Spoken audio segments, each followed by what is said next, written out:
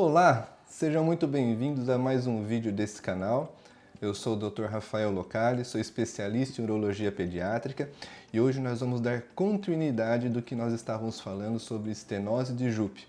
Estenose da junção uretero-piélica, que é aquela dificuldade, aquela obstrução da passagem da urina do rim até a bexiga, que algumas crianças podem nascer com isso. Hoje conversaremos muito sobre o tratamento da estenose de Jupe. Como a gente faz, como a gente indica, quais as opções que nós temos. Então, se você quiser saber tudo sobre o tratamento da estenose de Jupe, fica comigo até o final desse vídeo. Uma coisa que eu sempre costumo falar para todos os pais é que as criancinhas com diagnóstico de estenose de Jupe quase sempre vai precisar de cirurgia. Isso é uma verdade. Em algum momento da vida a gente vai precisar corrigir a estenose de Jupe. O grande desafio, a grande arte da urologia pediátrica é a gente descobrir qual que é o melhor momento para poder fazer esse procedimento, que vai ter menos risco para a criança, que vai trazer o maior benefício para o desenvolvimento do rinzinho e da saúde dela como um todo. E por que a gente, primeiro de tudo, por que a gente precisa tratar a estenose de Jupe? Bom, na verdade, quando a urina é produzida pelo rim, ela tem que descer até a bexiga de maneira livre. Ela não pode ter nenhuma dificuldade nesse escoamento, porque qualquer pequena obstrução, por menor que seja, nesse fluxo da urina, vai acabar com que haja um represamento de urina para cima. Ela fica acumulada. E a resposta do nosso corpo a um acúmulo de alguma coisa, isso pode ser urina, pode ser fezes no intestino, pode ser bile na via biliar, é provocar dilatações, dificuldade do escoamento de algum líquido no nosso organismo. Na urina, na estenose de Jupe, existe essa dificuldade do escoamento da urina e acaba provocando uma dilatação da pelve renal. Então, quando a gente faz um exame de ultrassom, a gente vê essa pelve bastante dilatada. Mas uma pergunta que os pais sempre me fazem é assim: uai, por que a dilatação traz um problema? Por que é um problema ter dilatação no rim? E a resposta é simples.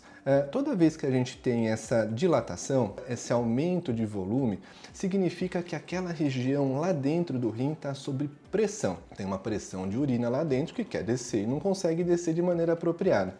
Essa pressão traz uma repercussão no parênquima renal, na carninha do rim, onde que eu já conversei sobre isso. O parênquima renal é aquela região do rim que todas as coisas que o rim faz acontecem. É onde o rim filtra a urina, é onde produz os hormônios, onde regula a acidez do corpo, onde regula os eletrólitos do nosso sangue. Então tudo que acontece no rim acontece no parênquima renal. O fato é que a dilatação ao longo do tempo faz com que o parênquima renal vai ficando cada vez mais fininho. Significa que, se o parênquima renal está mais fino, tem menos parte do rim que funciona. Então, ao longo do tempo, se a gente não fizer nada, o rim para de funcionar. Essa é a história natural da estenose de Jupe que não é tratada. E é por isso que nós, urologistas, sempre nos preocupamos com dilatações do trato urinário. Porque a gente sabe que se a gente não fizer nada, ao longo do tempo esse rim invariavelmente vai parar de funcionar. É por isso que a gente trata estenose de Jupe. O tratamento da estenose de Jupe, ela é um tratamento cirúrgico. Não dá para resolver essa obstrução de maneira clínica, tomando um remédio, ou tomando mais água, ou, enfim, fazendo qualquer outra intervenção que não seja uma cirurgia. E essa cirurgia, ela chama pieloplastia. É uma das cirurgias reconstrutivas da urologia. A gente fala de reconstrução porque a gente tem que arrumar aquela região que não está passando a urina direito. É um ajuste, é uma reconstrução do canal da urina que leva a urina do rim até a bexiga. Chama pieloplastia. Podemos fazer essa pieloplastia de várias formas. A gente pode fazer com a cirurgia aberta, tradicional, por meio de uma incisão. A gente pode fazer por algum método minimamente invasivo, por exemplo, por videolaparoscopia. Mais recentemente, nós podemos fazer com o uso do robô, que consegue ter movimentos muito mais precisos e mais delicados para fazer essa reconstrução. Existem situações, não para criança, mas para pacientes adultos com estenose de Jupe decorrentes de processos traumáticos, por exemplo, de cálculo ou infecciosos, que às vezes até a gente consegue fazer tratamentos endoscópicos com uma câmera por dentro do canal da urina, chegando até lá dentro do rim. Mas isso não é para criancinha, isso para paciente adulto. Fato é que eu queria mostrar com essas opções todas que existem várias formas de operar a estenose de Jupe. Mas como que a gente escolhe uma ou outra? Primeiro, e às vezes a gente nem pensa nisso, mas é bastante importante, é a experiência do médico. Se ele se dá melhor fazendo por cirurgia aberta, é óbvio que ele vai propor para você fazer o tratamento da estenose de Jupe por via aberta, com uma incisãozinha aqui no abdômen ou aqui nas costas. Se ele está mais afeito a fazer essa cirurgia por algum método minimamente invasivo, ele vai optar ou vai sugerir para você fazer essa cirurgia por algum método minimamente invasivo. Então, primeiro é a habilidade do médico em fazer o procedimento. Outra forma que a gente sempre usa, e é um critério bastante importante, é que esse método precisa trazer uma recuperação muito favorável, muito tranquila para a criancinha, para ela voltar às atividades dela, para ela voltar para a escola, para ela voltar a brincar, para ela voltar a fazer tudo o que ela faz o mais rápido possível. Então, nesse sentido, métodos minimamente invasivos são melhores do que as cirurgias abertas tradicionais, porque normalmente elas provocam menos dor. Outro critério que a gente usa é a disponibilidade desses equipamentos no hospital em que a gente vai fazer a cirurgia. Muitas vezes a gente quer fazer um tratamento, fazer uma pieloplastia robótica, mas o hospital não tem robô. Como que a gente vai fazer uma cirurgia robótica se não tem o equipamento do robô?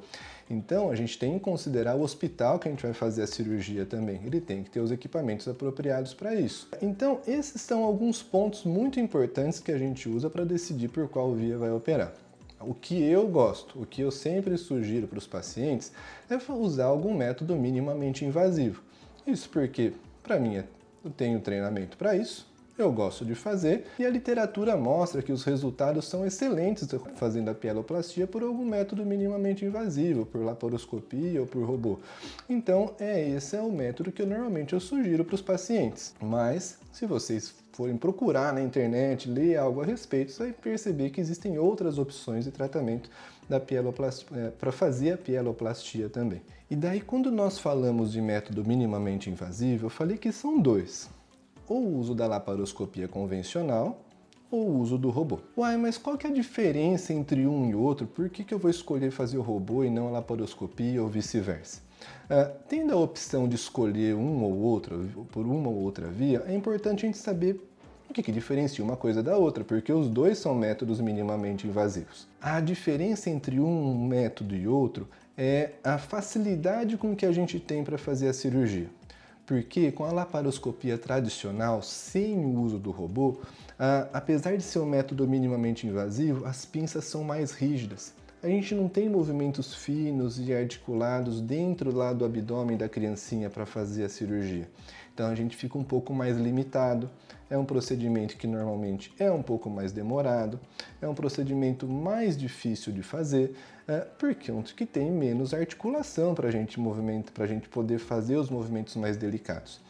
Por outro lado, com o robô, a gente tem essa possibilidade, porque o cirurgião ele controla braços robóticos, que têm articulações, como se fosse a minha mão, mexendo para um lado, para o outro, abrindo, fechando, coisa que na laparoscopia tradicional nós não temos. Então, é uma cirurgia que a gente faz com mais agilidade, com pontos mais delicados, fazendo uma reconstrução melhor, mais tranquila de ser feita, então acaba que tendo, apesar das duas terem resultados muito bons, eu não tenho dúvidas, mas isso não tem nada descrito na literatura, isso é uma impressão minha, de que fazendo o tratamento por via robótica, a gente consegue fazer uma cirurgia uma reconstrução de melhor qualidade. Então, como eu sempre falo, pais e mães, a saúde do seu filho depende totalmente de vocês, de escolher a melhor forma de tratá-lo, especialmente quando ele está envolto em uma doença urológica, que precisa de acompanhamento de uma pessoa especializada, que é um urologista pediátrico.